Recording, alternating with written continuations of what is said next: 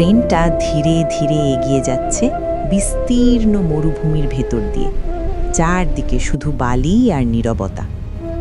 জানালার পাশে বসে থাকা একটি ছোট ছেলে চুপচাপ একটা আপেল খাচ্ছিল।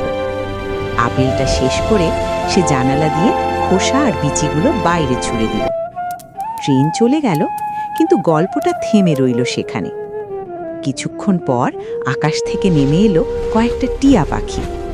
ওরা সেই আপেলের বিচিগুলো কুড়িয়ে নিল। মরুভূমির বালিতে ছোট ছোট গর্ত করে বিচিগুলো রোপণ করল। ছোট্ট গাছ।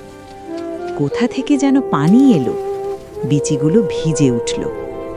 দিন গেল, মাস গেল, এক এক করে সেই শূন্য মরুভূমিতে গাছ জন্মাতে লাগলো, ফুল ফুটল, আর শেষে ভরে উঠল ফলের বাগানে।